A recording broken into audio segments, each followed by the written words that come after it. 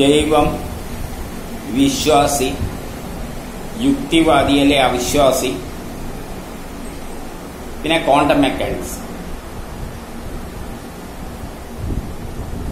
ഇതെല്ലാം പരസ്പരം ബന്ധപ്പെട്ട് കിടക്കുന്ന വിഷയങ്ങളാണ്. നമ്മൾ ഇന്ന് ലോകത്തിൽ നോക്കിക്കഴിഞ്ഞാൽ പ്രധാനമായിട്ട് ജനങ്ങൾ രണ്ടായിട്ട് കാണണം. ഒന്ന് വിശ്വാസിയും ഒന്ന് അവിശ്വാസി അല്ലെങ്കിൽ യുക്തിവാദി എന്നെല്ലാം പറയാം. ഇവരെപ്പോഴും രാവിലെ തൊട്ട് വൈകുന്നേരം വരെ യൂട്യൂബ് നോക്കിക്കഴിഞ്ഞാൽ പരസ്പരം കുറ്റപ്പെടുത്തിക്കൊണ്ടും നിഷേധിച്ചുകൊണ്ടും സപ്പോർട്ട് ചെയ്തുകൊണ്ടും എല്ലാം പറയുന്ന തർക്കങ്ങളും അത് തന്നെ പല വിഭാഗമായിട്ടാണ്. വിശ്വാസികൾ തന്നെ പലതരത്തിലുണ്ട്.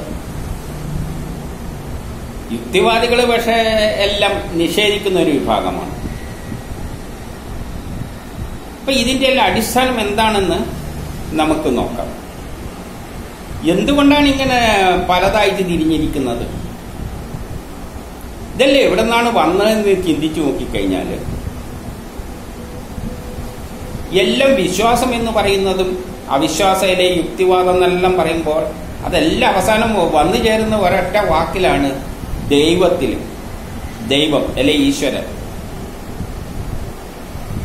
ഈ ഈശ്വരൻ എന്നൊരു സങ്കല്പത്തിൽ നിന്നാണ് വിശ്വാസി അവിശ്വാസി എല്ലാം ഉണ്ടായിരിക്കുന്നത്, യുക്തിവാദിയല്ല. പക്ഷെ ഇവിടെയുള്ള ഏറ്റവും രസകരമായ ഒരു സത്യം എന്താണെന്ന് വെച്ചാല് വിശ്വാസി എന്ന് പറഞ്ഞാൽ ഈശ്വരനുണ്ട് എന്നും പറഞ്ഞ് വിശ്വസിച്ച് അടക്കുകയാണ്. അവിശ്വാസി അല്ലെ യുക്തിവാദി എന്ന് പറഞ്ഞാൽ ഈശ്വരൻ ഇല്ല എന്നും പറഞ്ഞുകൊണ്ട് ഇത് നടക്കുകയാണ്. എന്നാല് എന്താണ് ഈശ്വരൻ എന്ന് ചോദിച്ചു കഴിഞ്ഞാൽ ഇവർക്കൊന്നും അറിയുകയുമില്ല. പക്ഷെ യഥാർത്ഥത്തിൽ എന്താണ് ഈശ്വരൻ എന്ന് അറിയേണ്ടത് വിശ്വാസികളാണ്. യുക്തിവാദികൾ എന്ന് പറഞ്ഞാൽ അതിനെ നിഷേധിച്ചടക്കുന്നതാണ്. അപ്പൊ അവരോട് യുക്തിവാദികളോട് ഈശ്വരൻ എന്താണ് എന്ന് ചോദിച്ചു കഴിഞ്ഞാൽ അവർ ഉടനെ പറയും അങ്ങനെ ഒരു ഈശ്വരൻ ഇല്ല, പിന്നെ എങ്ങനെയാണ് ഈശ്വരൻ എന്താണെന്ന് പറയുക? അപ്പൊ അവരെ സംബന്ധിച്ചിടത്തോളം ഈശ്വരൻ എന്താണെന്ന് പറയേണ്ട ആവശ്യമില്ല. അപ്പൊ അവിശ്വാസികളെ സംബന്ധിച്ചിടത്തോളം യുക്തിവാദികളെ സംബന്ധിച്ചിടത്തോളം ഈശ്വരൻ എന്നത് എന്താണെന്ന് അറിയേണ്ട ആവശ്യമില്ല. പക്ഷേ വിശ്വാസിയെ സംബന്ധിച്ചിടത്തോളം ഈശ്വരൻ എന്താണെന്ന് അറിയണം, എങ്കിലല്ലേ വിശ്വസിക്കാൻ പറ്റും. പക്ഷെ അവര് അന്ധമായിട്ട് വിശ്വസിക്കും. അവരോട് ചോദിച്ചു കഴിഞ്ഞാൽ അവർക്ക് ഒരു ഐഡിയയും ഇല്ല, ഈശ്വരൻ എന്താണെന്ന് അവർക്കറിയില്ല. കാരണം അതുകൊണ്ടാണ് അവർക്ക് തന്നെ ഈശ്വരൻ തന്നെ പലതരത്തിലാണ് ഓരോ ആളും. എല്ലാം പരസ്പര വിരുദ്ധമാണെന്നാണ് പറയുന്നത്. ഹിന്ദുക്കളടക്കാണെങ്കിൽ ഈശ്വരന് കുറേയുണ്ട്, ദൈവങ്ങൾ കുറേയുണ്ട്. മറ്റുള്ള മതങ്ങളിലാണെങ്കിൽ ചോദിച്ചു കഴിഞ്ഞാൽ ഈ ഈശ്വരങ്ങൾ ഈ ദൈവമൊന്നും അല്ല. അവർ ഒരാൾ പറയും നമ്മളെ യഹോവയാണെന്നും പറഞ്ഞ് നടക്കും, വേറൊരാൾ പറയും അള്ളയാണെന്നും പറഞ്ഞു. ഇതൊന്നും രണ്ടും ഒന്നൊന്നല്ല. അങ്ങനെ എല്ലാം തർക്കിക്കുകയാണ്. പക്ഷെ ഇവരോടെല്ലാം ചോദിച്ചു കഴിഞ്ഞാൽ ഈശ്വരൻ എന്താണെന്ന് ചോദിച്ചാൽ അവർക്ക് വലിയ ഐഡിയ ഒന്നുമില്ല. എന്തോന്ന് ചിലവർ പറയും സിംഹാസനത്തുമ്മൽ ഇരിക്കുകയാണെന്ന്, വേറൊരു സമയത്ത് പറയും അതിന് രൂപമില്ല ഭാവമില്ല. അപ്പൊ ഇവർക്ക് തന്നെ പറയുന്നതിൽ പരസ്പര വൈരുദ്ധ്യങ്ങളാണ്. ഇനി ഹിന്ദുക്കളോട് ചോദിച്ചു കഴിഞ്ഞാൽ ഈശ്വരൻ എന്താണെന്ന് ചോദിച്ചാൽ അവർക്കും ഒരു പിടിയുമില്ല. അതുതന്നെ എല്ലാവരും വിശ്വാസികളാണ്, അമ്പലത്തിലെല്ലാം പോകുന്നവരാണ്. ദൈവ ഈശ്വരനായിട്ട് ബന്ധപ്പെട്ടാണല്ലോ അമ്പലം. അപ്പൊ അമ്പലത്തിൽ പോകുന്ന ഏറ്റവും അധികം ഭക്തി എന്ന് പറഞ്ഞാൽ ചിലപ്പോൾ സ്ത്രീകളാണെന്ന് വേണമെങ്കിൽ പറയാം. അപ്പൊ സ്ത്രീകളോട് ഈ അമ്പലത്തുമ്മലെല്ലാം ചെറിയ മൃഗങ്ങളെ അല്ലെങ്കിൽ പുലിന്റെ എല്ലാം ഒരു ഇതെല്ലാം കാണുന്നുണ്ടല്ലോ, അതെന്തുകൊണ്ടാണെന്നെല്ലാം ചോദിച്ചാൽ എന്തോ എനിക്കൊന്നും അറിയാം. ഇനി ഭദ്രകളിയും പാർവതിയും തമ്മിൽ വല്ല ബന്ധമുണ്ടോ എന്ന് ചോദിച്ചു കഴിഞ്ഞാലും പറയാം അതൊന്നും എനിക്കറിയില്ല, അത് ഭദ്രകളിയാണ്, ഇത് ദുർഗയാണ്, ഇത് മറ്റേ ശിവനാണ്, പാർവതിയാണ്, ഇങ്ങനെയെല്ലാം പറഞ്ഞടക്കുകയാണെങ്കിൽ എന്താണെന്ന് ഒരു പിടിയും ഇല്ല. അപ്പൊ എല്ലാവരും ഒരു ദൈവമുണ്ട്, ഒരു ഈശ്വരനുണ്ട് എന്നൊരു വിശ്വാസത്തെ എല്ലാവരും, അത് ഏത് മതമായാലും. പക്ഷെ ഇവർ പലതരത്തിലെ ഭാവത്തിൽ ചിന്തിച്ചുകൊണ്ട് നടക്കുകയാണ്, ഒരു പിടിയുമില്ല. അപ്പൊ ഈശ്വരൻ എന്താണെന്ന് പിടിയില്ല. പക്ഷെ ഇവരെല്ലാം പറയുന്നതിന് ഒരു കാര്യത്തിൽ ഇവരെല്ലാം ഐക്യമുണ്ട്. ഈശ്വരനാണ് പ്രപഞ്ചം സൃഷ്ടിച്ചിരിക്കുന്നത്. പക്ഷെ പ്രപഞ്ചം എന്ന് പറഞ്ഞാൽ നമ്മളെ ഭൂമി തന്നെ സൃഷ്ടിച്ചിരിക്കുക ഈശ്വരനാണെന്ന് പറയും. പക്ഷെ അവരോട് ചോദിച്ചാൽ ഈശ്വരൻ പലതാണ്. നമ്മൾ താമസിക്കുന്ന ഭൂമി ഹിന്ദുക്കളോട് ചോദിച്ചു കഴിഞ്ഞാൽ ബ്രഹ്മാവാണ് സൃഷ്ടിച്ചതെന്ന് പറയും. ക്രിസ്ത്യാനികളോട് ചോദിച്ചാൽ യഹോവയാണ് ഉണ്ടാക്കിയിരിക്കുന്നതെന്ന് പറയും. മുസ്ലിങ്ങളോട് ചോദിച്ചാൽ അള്ളയാണ്. ഇനി ഇതെല്ലാം ഒന്നാണോ എന്ന് ചോദിച്ചാൽ അതൊന്നും ഒന്നല്ലാതെ പറയാം. അപ്പൊ ഭൂമി എന്ത് വേണം? ഒരു 10 എണ്ണം വേണം. പല മതങ്ങളുണ്ടെങ്കിൽ. അപ്പൊ അവർക്കൊന്നും എന്തില്ല, ഈശ്വരൻ പലതാണ്. പക്ഷെ ഭൂമി താമസിക്കുന്നത് സൂര്യനും ചന്ദ്രനും എല്ലാം ഒന്നേ ഉള്ളൂ. പക്ഷെ ഇതെല്ലാം വേറെ വേറെ ആളാണ് ഉണ്ടാക്കുന്നത്. അതിൽ പോലും ഇവർക്കൊരു ചിന്തയിലേക്ക് ഇതെല്ലാം ഒന്നാണെന്നുള്ളൊരു ചിന്ത. കാരണം ഒരു ഭൂമിയെ ഉണ്ടാകട്ടെ സൃഷ്ടിച്ചത് 10 ആൾ കൂടിയിട്ട് 10 തരത്തിൽ ഉണ്ടാക്കിയിട്ടുണ്ടാവില്ല. അല്ല, ഒന്നല്ലേ? ഇതെല്ലാം ഒന്നാണെന്ന് അതൊന്നും അവർ അംഗീകരിക്കില്ല. അപ്പൊ അന്ധമായി എന്തെങ്കിലും വിശ്വാസങ്ങൾ കൊണ്ട് നടക്കുകയാണ്. അപ്പൊ നമ്മൾ ഒന്ന് മനസ്സിലാക്കേണ്ടത്, ഈ പ്രപഞ്ചം സൃഷ്ടിച്ച ആ ശക്തിയാണ് ഈശ്വരൻ എന്നാണ്. ഇതെങ്ങനെ വന്നു? മനുഷ്യനുള്ള കാലത്ത് തന്നെ മനുഷ്യൻ ചിന്തിക്കുന്നുണ്ട് ഈ പ്രപഞ്ചം ഏതിൽ നിന്നാണ് ഉണ്ടായത്. അത് ഇന്നും അന്വേഷിച്ചുകൊണ്ടിരിക്കുകയാണ്. അപ്പൊ അതിനവർ ഈശ്വരൻ എന്നൊരു പേര് കൊടുത്തു. അതാണ് ഈശ്വരൻ, ബ്രഹ്മം എന്ന് പറയാം. പ്രപഞ്ചം ഉണ്ടാക്കിയത് അത് ശാസ്ത്രലോകം അന്വേഷിച്ചിട്ടുണ്ട്. ശാസ്ത്രലോകം അന്വേഷിച്ചിട്ട് അവർ എവിടെ എത്തിയിട്ടുണ്ട്? ഇലക്ട്രോണ്, പ്രോട്ടോൺ, ഇങ്ങനെ കണങ്ങൾ. നമ്മൾ സിംപ്ലിസിറ്റിക്ക് വേണ്ടിയിട്ട് കണങ്ങൾ എന്ന് പറയാം. കണവും ഊർജവും, 2 കണവും ഊർജവുമാണ് പ്രപഞ്ചമായി മാറിയത്. ഇതെല്ലാം ലോകത്തിലുള്ള എല്ലാം ഉണ്ടാക്കിയിരിക്കുന്നത് വെറും ഒരു കണം എന്ന് വേണമെങ്കിൽ ചുരുക്കി പറയാം. ഏറ്റവും ചെറിയ കണം അത് ഇലക്ട്രോൺ എടുക്കാം. ഇലക്ട്രോണെ കൊണ്ടാണ്, ഊർജവും കൊണ്ടാണെന്ന് പറഞ്ഞു കഴിഞ്ഞാൽ അവർ അന്വേഷിച്ചിട്ടുണ്ട്.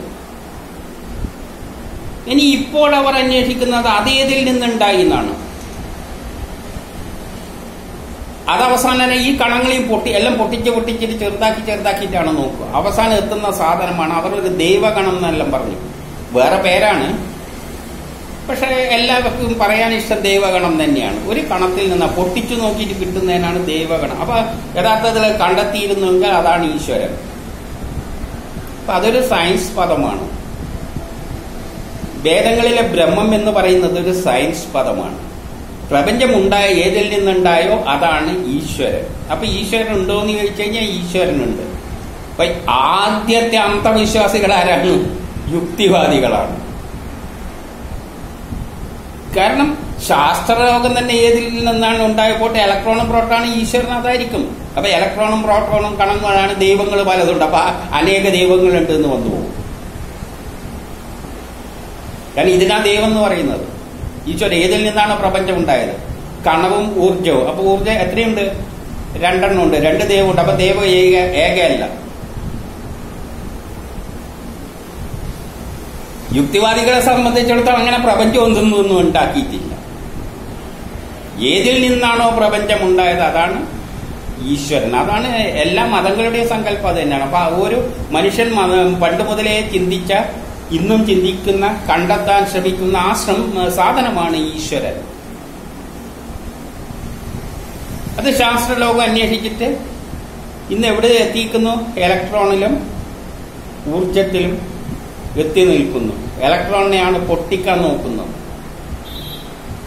അപ്പൊ അവർ കണ്ടെത്തി കഴിയുന്ന സാധനം ആ ദൈവഗണം കണ്ടെത്തിയിരുന്നുവെങ്കിൽ അതാണ് ഈശ്വരൻ. അതാണ് പ്രപഞ്ചമായി മാറിയത്. അതാണ് ബ്രഹ്മം. അതാണ് അള്ളാഹ്. അത് തന്നെയാണ് യഹോവ. അപ്പൊ യുക്തിവാദികൾക്കാണ് ആദ്യം പറ്റിയ മണ്ടത്തരം. അവരെ അന്ധമായി വിശ്വസിക്കുന്ന, അങ്ങനെ പ്രപഞ്ചം ഒന്നിൽ നിന്നുണ്ടായിട്ടാണ് അവർ വിശ്വസിക്കുകയാണ്. അപ്പൊ അവർ ആദ്യം തന്നെ അന്ധവിശ്വാസം, ഏറ്റവും വലിയ അന്ധവിശ്വാസികൾ യുക്തിവാദികളാണ്. അവർ അംഗീകരിക്കാൻ തയ്യാറാണ്. പ്രപഞ്ചം അങ്ങനെ ഒന്നിൽ നിന്നുണ്ടായത് അംഗീകരിക്കാൻ അവർ തയ്യാറായിട്ടില്ല. അപ്പോൾ നമ്മൾ മനസ്സിലാക്കി കഴിഞ്ഞു ഈശ്വരൻ എന്താണ്. അതൊരു സയൻസ് പദമാണ്. അത് വേദങ്ങളിൽ എന്ത് ചെയ്തിട്ടുണ്ട്? പലതായിട്ട് വിവരിച്ച്, പല വിധത്തിൽ വിഭജിച്ചിട്ടുണ്ട്. 108 ഉപനിഷത്ത് തന്നെ 108 അതിൽ മുഴുവൻ പറഞ്ഞിരിക്കുന്നത് ഈ ബ്രഹ്മത്തെ വിവരിക്കാൻ വേണ്ടിയാണ്, ബ്രഹ്മത്തെ മനസ്സിലാക്കാൻ വേണ്ടിയാണ്. ഈ ബ്രഹ്മത്തെയാണ് 108 ഉപനിഷത്തിലൂടെ വിവരിച്ചു വെച്ചിരിക്കുന്ന ആദ്യത്തെ. അതിൽ നമ്മൾ ഇറങ്ങി ചെന്ന് കഴിഞ്ഞാൽ ശാസ്ത്രലോകം കണ്ടെത്തുന്ന ഈശ്വരനെ കണ്ടെത്തും, ആ ബ്രഹ്മത്തെ കണ്ടെത്തും. അതെങ്ങനെയാണ് പ്രപഞ്ചമായി മാറിയത്? പ്രപഞ്ചമായി മാറിയതിന്റെ ശേഷമുള്ള സയൻസ് മുഴുവൻ എവിടെയാണുള്ളത്? വേദത്തിലാണ് ഉള്ളത്. ആ ബ്രഹ്മം പ്രപഞ്ചമാകുന്നത് മുതലുള്ള എല്ലാ സയൻസുകളും ഉള്ളത് വേദത്തിലാണ്. അപ്പൊ ഈ പ്രപഞ്ചം ഉണ്ടായത് ഇന്ന് ശാസ്ത്രലോകം അന്വേഷിക്കുന്ന ഈശ്വരനും എല്ലാം വേദത്തിൽ നോക്കിയാൽ സുഖത്തിൽ മനസ്സിലാക്കാവുന്നതേ ഉള്ളൂ. പക്ഷെ ആരും മെനക്കെടുന്നില്ല. അപ്പോൾ ഈ ബ്രഹ്മത്തിലെ ഈ സയൻസ് എവിടെയാണ് എത്തി നിൽക്കുന്നത്? ക്വാണ്ടം മെക്കാനിക്സിൽ. ഇലക്ട്രോണും ഉണ്ട്, ഊർജവും ഉണ്ട്. പ്രപഞ്ചം ഉണ്ടാക്കിയിരിക്കുന്നത് ഇലക്ട്രോണിൽ നിന്നും ഊർജത്തിൽ നിന്നും. അത് ഏതിൽ നിന്നാണ് ഉണ്ടായത് എന്നാണ് അന്വേഷിച്ചുകൊണ്ടിരിക്കുന്നത് ശാസ്ത്രലോകം. അത് കണ്ടെത്താൻ പോകുന്ന സാധനമാണ് ഈശ്വരൻ. അതിന്റെ ദേവഗണം എന്ന് പറയാം. അങ്ങനെ ഒരു കണം അവർക്ക് കിട്ടിയിരിക്കുന്ന അത് ദേവഗണം, അതും കണം തന്നെയാണ്. അതിന്റെയും മുന്നിലേക്ക് പോകണം ശാസ്ത്രലോകം. അപ്പൊ അവിടത്തേക്ക് എത്താൻ കിടക്കുകയാണ്. അതാണ് പാരാസയൻസ്, വേദം പറയുന്ന പാരാസയൻസ്. ആ പാരാസയൻസ് ഇന്നത്തെ സയൻസിന്റെ പരിധിയിൽ പെട്ടതല്ല എന്ന് പറഞ്ഞുകൊണ്ടാണ് ആ ഈശ്വരൻ ബ്രഹ്മമായി മാറുന്ന ആ ഒരു സ്റ്റേജ്, ദ്വയമായി മാറുന്ന ഊർജവും കണവുമായി മാറുന്ന അതിന്റെ ഇടയ്ക്കുള്ള സയൻസ് നമ്മുടെ ഇന്നത്തെ സയൻസിന്റെ പരിധിയിൽ വരുന്നതല്ല. അതൊരു പ്രത്യേക സയൻസാണ്. അതിനാണ് വേദങ്ങൾ പാരാസയൻസ് എന്ന് പറഞ്ഞിരിക്കുന്നത്. അതെല്ലാം വേദത്തിൽ വളരെ സിമ്പിളായിട്ട് വിവരിച്ചിട്ടുണ്ട്. സിമ്പിളായിട്ട് പിന്നെ എന്തുകൊണ്ടാണ് ഈ കഥയെല്ലാം പറഞ്ഞിരിക്കുന്നത് എന്നുള്ളത് പിന്നീട് പറയാം. നമ്മൾ അത് ക്വാണ്ടം മെക്കാനിക്സിലേക്ക് നമ്മൾ കടക്കുമ്പോഴേ അതിന്റെ ആ വശം മനസ്സിലാവുകയുള്ളൂ. അത് പിന്നെ അവിടെ എത്തുമ്പോൾ എന്താ പ്രശ്നം വരുന്നതെന്ന് നമുക്ക് കാണാം. ക്വാണ്ടം മെക്കാനിക്സ് വളരെ ചെറിയ തരത്തിൽ ഞാൻ പറയുകയാണ്. ശാസ്ത്രലോകം പ്രപഞ്ചം ഉണ്ടാക്കിയിരിക്കുന്നത് കണത്തിൽ നിന്നും ഊർജത്തിൽ നിന്നാണെന്ന് മനസ്സിലാക്കി. എന്നിട്ട് അവർ ഒരു ഗവേഷണം നടത്തി. ഇലക്ട്രോണിനെ കടത്തിവിട്ടുകൊണ്ട് ഉള്ള ഒരു പരീക്ഷണം. ആ പരീക്ഷണമൊന്നും ഇവിടെ പറയുന്നില്ല. കാരണം ഭൂരിപക്ഷം പേർക്കൊന്നും അതൊന്നും പറഞ്ഞാൽ മനസ്സിലാവും. സാധാരണ ജനങ്ങൾക്ക് അവരുടെ പരിധിയിൽ നിന്ന് കടന്നു പോകുന്ന വിഷയങ്ങളിലേക്കാണ് പാരസയൻസ് പോകുന്നത്. അന്ന് സാധാരണക്കാരന് ഉൾപ്പെടെ. അതുകൊണ്ട് ദൈവത്തെ കണ്ടെത്താൻ പോകുന്നത് ഈശ്വരനാണ്. അപ്പൊ ഈശ്വരനെ എല്ലാവർക്കും മനസ്സിലാക്കാൻ പറ്റുമോ എന്ന് ചോദിച്ചാൽ എല്ലാവർക്കും മനസ്സിലാക്കാൻ പറ്റൂല. നല്ല ശാസ്ത്രബോധമുള്ളവർക്ക് മാത്രമേ അത് പറഞ്ഞാൽ മനസ്സിലാവുകയുള്ളൂ. ശാസ്ത്രജ്ഞന്മാർക്കേ മനസ്സിലാവുകയുള്ളൂ. അവർ പോലും അവിടെ എത്തുമ്പോൾ ഇപ്പം പായിച്ച് നിൽക്കുകയാണ്. പിന്നെ സാധാരണക്കാരൻ എങ്ങനെയാ പറ്റും? അതുകൊണ്ട് അതിലേക്കൊന്നും ആ പരീക്ഷണത്തിലേക്കൊന്നും ഞാൻ കടക്കാൻ പറ്റില്ല. പക്ഷെ ലളിതമായിട്ട് ഒരു കാര്യം പറയാം, എല്ലാവർക്കും മനസ്സിലാവുന്ന തരത്തിൽ. അതായത് അവർ ആ ഗവേഷണത്തിൽ ആ എക്സ്പീരിമെന്റിൽ അവർ മനസ്സിലാക്കിയ എന്താണെന്ന് വെച്ചാൽ, ഞാൻ ഖരമാണ്, ഇലക്ട്രോണിനെയാണ് അവർ വീക്ഷിക്കുന്നത്. ഇലക്ട്രോണിനെ അവർ നോക്കുമ്പോൾ അത് ഖരമായിട്ട് കാണും. ഖരം എന്നുള്ള വാക്കെല്ലാം ഉപയോഗിക്കുകയാണ്, കാരണം സാധാരണക്കാരന് വേണ്ടിയേ ഇവിടെ പറയുന്നു. ഇലക്ട്രോണിനെ നോക്കുമ്പോൾ കണമായിട്ട് കാണും, നോക്കാതപ്പോൾ അത് ഊർജമായിട്ട് നിൽക്കും. വളരെ ലളിതമായിട്ട് സാധാരണക്കാരനോട് പറഞ്ഞു കഴിഞ്ഞാൽ, എന്നെ നിങ്ങൾ നോക്കുമ്പോൾ ഞാനിങ്ങനെ ഈ തടിയായിട്ട് ഇവിടെ ഉണ്ട്. ശാസ്ത്രത്തിൽ നിൽക്കുന്ന ക്വാണ്ടം മെക്കാനിക്സിലേക്കാണ് ഞാൻ പറയുന്നത്. എന്നെ നിങ്ങൾ നോക്കുമ്പോൾ ഞാനിങ്ങനെ ഈ രൂപത്തിലുണ്ട്. എന്നെ നോക്കാതപ്പോൾ ഞാനിപ്പോൾ ഇവിടെ ഇല്ല, ഊർജമാണ്, കാണാൻ പറ്റില്ല. അങ്ങനെയൊന്നും ഇല്ല. ഇപ്പൊ എല്ലാം മിഥ്യ എന്ന് പറയുന്ന മറ്റേ സങ്കല്പത്തിലേക്ക് എത്തിയാണ്. ഞാൻ വലുത് കുറേ ഇലക്ട്രോണെല്ലാം കൂടിയതല്ലേ ഞാൻ. എന്നെ നിങ്ങൾ നോക്കുകയാണെങ്കിൽ ഞാനിങ്ങനെ തടിയായിട്ട് കാണാം. എന്നെ നിങ്ങൾക്ക് നോക്കാതെ തലംതിരിക്കുന്ന സമയത്ത് ഞാനിവിടെ ഇല്ല. ഇതാണ് ക്വാണ്ടം മെക്കാനിക്സിന്റെ സാധാരണക്കാരന് മനസ്സിലാവുന്ന രൂപം. അവിടെ ഇലക്ട്രോണിനെ നോക്കുമ്പോൾ ഇലക്ട്രോണായിട്ട് അതിന്റെ സ്വഭാവം കാണിക്കും. നോക്കാതിരിക്കുമ്പോൾ നോക്കുന്നത് എങ്ങനെയാണെന്നുള്ള ഉപകരണം വെച്ചിട്ടാണ്. അവിടെ ഇലക്ട്രോൺ അല്ല ഉള്ളത്, വെളിച്ചമുള്ളത്, എനർജിയാണുള്ളത്. ഇതാണ് പാരാസയൻസ്. അന്തം വിട്ടുപോയിരിക്കുകയാണ് ശാസ്ത്രലോകം. അതിന് ഉത്തരം പറയാൻ പറ്റുന്നില്ല. ഇതെങ്ങനെ സയൻസിന്റെ പരിധി നല്ല വിട്ടുപോയി. കുറെ വ്യാഖ്യാനങ്ങളെല്ലാം പറഞ്ഞ് അവിടെ നിൽക്കുകയാണ്. അപ്പൊ ഈ സയൻസ് സാധാരണക്കാരന് പറഞ്ഞാൽ മനസ്സിലാവുക എന്ന് വെച്ചാൽ ചിലവർക്കെല്ലാം മനസ്സിലാവും. ആർക്കും നല്ല വിശേഷ ബുദ്ധിയുള്ളവർക്ക്. അതാണ് ബ്രഹ്മസാക്ഷാത്കാരം നേടിയവർക്ക് എന്ന് പറയുന്നത് ബ്രഹ്മത്തെ ബ്രഹ്മസാക്ഷാത്കാരം എന്ന് പറഞ്ഞാൽ ബ്രഹ്മശാസ്ത്രം സയൻസിലൂടെ മനസ്സിലാക്കുന്നവർക്കാണ് ബ്രഹ്മസാക്ഷാത്കാരം. അവർക്ക് മനസ്സിലാവും. വേദവ്യാസൻ ഋഷികൾക്കെല്ലാം ഇത് മനസ്സിലായിട്ട് അവർ തന്നെയാണ് ഈശ്വരൻ എന്നുള്ള പേരും കൊടുത്തിട്ട് എല്ലാം എഴുതി വിട്ടിരിക്കുന്നത്. അപ്പൊ അവർക്കെല്ലാം മനസ്സിലാകാത്തതുകൊണ്ടല്ലേ എഴുതി വിട്ടത്. പക്ഷെ അതിനെ മനസ്സിലാക്കുന്നതിന് ലിമിറ്റ് ഉണ്ടോ എന്ന് ചോദിച്ചു കഴിഞ്ഞാൽ ഒരു ലിമിറ്റ് ഉണ്ട്. അതിന് എങ്ങനെയാണെന്നും ഭാവനയിൽ കാണാനേ പറ്റും. സയൻസ് അങ്ങോട്ട് കുറെ അങ്ങോട്ട് എത്തുമ്പോൾ ക്വാണ്ടം മെക്കാനിക്സ് എന്നെല്ലാം പറയുമ്പോൾ പിന്നെ ഭാവനയിലേക്ക് പോകേണ്ടതാണ്. അതും കടന്നു പോവുകയാണ്. അത് പരസയൻസിലേക്കാണ്. സയൻസ് ഉണ്ടോ എന്ന് ചോദിച്ചാൽ അത് സയൻസ് തന്നെയാണ്. പക്ഷെ എല്ലാവർക്കും മനസ്സിലാവില്ല. അതുകൊണ്ട് എല്ലാവർക്കും മനസ്സിലാകാൻ വേണ്ടി ഞാനിപ്പോൾ ഉദാഹരണം എന്റെ രൂപത്തിൽ വെച്ച് പറഞ്ഞാലേ നിങ്ങൾക്ക് എല്ലാവർക്കും മനസ്സിലാവുള്ളൂ, ഭൂരിപക്ഷം പേർക്കും. അതുകൊണ്ടാണ് വേദവ്യാസൻ എന്ത് ചെയ്തത്? കഥരൂപത്തിൽ എഴുതി വിട്ടു പുരാണ കഥകൾ. ഈ ശക്തികളെയെല്ലാം പലതായിട്ട് ഈ ബ്രഹ്മം പ്രപഞ്ചമായി ആവുന്ന വിധമെല്ലാം ബ്രഹ്മം അനശ്വരമാണ്. രൂപവും ഭാവവും ഒന്നും ഇല്ലാതെ ഒരു വസ്തുവിൽ നിന്നാണ്. അതാണ് ഏകമാണ്. ആ ഏകത്തിൽ നിന്നാണ് എല്ലാം ഉണ്ടായത്. എല്ലാം ഉണ്ടാവുമ്പോൾ അത് തന്നെയാണ് എല്ലാമായി മാറിയത്. അതാണ് ഈ കാണുന്ന വസ്തുക്കളെല്ലാം. അതിനെല്ലാം ദേവതകൾ അല്ലെങ്കിൽ ദേവൻ എന്ന പേര് വന്നു. അപ്പൊ ഈശ്വരനും ദൈവവും രണ്ടാണ്. ഈശ്വരൻ എന്ന് പറയുന്നത് ഏകനാണ്. ദൈവം എന്ന് പറയുന്നത് ഈ കാണുന്ന എല്ലാം ദൈവമാണ്. കാരണം അത് തന്നെയാണ് ഇതായിട്ട് മാറിയിരിക്കുന്നത്. അപ്പൊ അതാ സയൻസിലൂടെ നമ്മൾ വരണം. അത് വേദത്തിലും പുരാണ കഥകളിലൂടെ നമുക്ക് വേണ്ടിയിട്ട് കഥരൂപം നമ്മൾ ഇതും കൊണ്ട് കഥാപാത്രങ്ങളെ എടുത്തിട്ട് നടക്കുകയാണ്.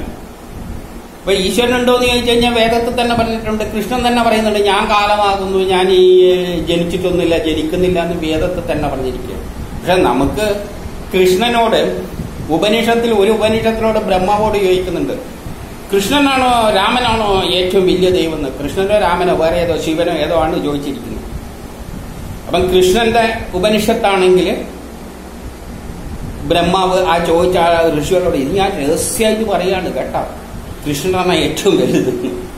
അത് കഴിഞ്ഞ് വേറെ അടുത്ത് ചോദിക്കും രാമനെന്നോ ശിവനെന്നോ എന്തോ ആയിരിക്കും. അത് ആ ഉപനിഷത്തിലായിരിക്കും. അപ്പം പറയും രഹസ്യം ബ്രഹ്മാവ് തന്നെ അവരോടെന്ത് പറയുന്നറിയാം, ഞാൻ രഹസ്യമായിട്ട് പറയുന്ന കേട്ടാ.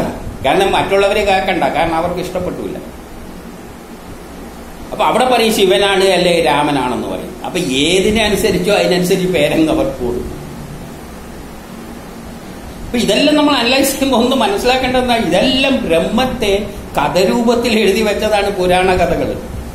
ഇതിന്റെ ചുവട് പിടിച്ചിട്ടാണ് ബാക്കിയുള്ള മതങ്ങൾ വല്ല യഹോവയും മറ്റേ അള്ള എല്ലാം ഇതിന്റെ ഭാഗമായിട്ട് ഈ കഥകളെ പിടിച്ച് സാധാരണക്കാരനായ വ്യാഖ്യാതാക്കൾ ഉണ്ടാക്കി വെച്ചതാണ്. പക്ഷെ നമ്മൾ എത്തി നിൽക്കുന്ന ക്വാണ്ടം മെക്കാനിക്സിലാണ് ദൈവമുള്ളത്. ദൈവമോ ഈശ്വരനോ അപ്പൊ രണ്ടും രണ്ടല്ല. പ്രപഞ്ചം ഉണ്ടായിട്ടുള്ള സാധനങ്ങളെല്ലാം ദൈവമാണ്. കാരണം ഇംഗ്ലീഷിൽ പക്ഷെ ഇത് ഗോഡ് എന്ന് പറയാനേ, ഈ രണ്ടിനെയും ഗോഡ് എന്ന് പറയാനേ പറ്റൂ. ഈശ്വരൻ ഗോഡ് തന്നെ, അതായത് ഏകനായ അതും ഗോഡ് തന്നെ. ഈ പ്രപഞ്ചത്തിലുണ്ടായിരിക്കുന്ന ആ ദൈവം എന്ന് പറയുന്ന വേദം പറയുന്നതിനും എന്താക്കി, കഥയിൽ കണ്ണുമുക്കിയുള്ളതുകൊണ്ട് അതെല്ലാം ഈശ്വരന്റെ കൂട്ടിയല്ല ദൈവവും ഈശ്വരനും എല്ലാം ഒന്നായി അവസാനം ഗോഡ് എന്ന ഒറ്റ വാക്കുകൊണ്ട് എല്ലാം. നമ്മൾ കഥാപാത്രങ്ങളെ പിടിച്ചാണ് നടക്കുന്നത്. പക്ഷേ യഥാർത്ഥ സയൻസ് ഏതാണ്? ക്വാണ്ടം മെക്കാനിക്സിൽ വസ്തുക്കൾ ദ്രവ്യ ഊർജമുണ്ട്. നോക്കുമ്പോൾ ദ്രവ്യമായിട്ട് കാണും, രൂപമായിട്ട് കാണും. നോക്കാതപ്പോൾ ഊർജമായി തരുന്ന ആ ഒരു സ്റ്റേജ് ഇതല്ല. ഇത് സാധാരണക്കാരന് വേണ്ടി ഞാൻ പറഞ്ഞാണ്.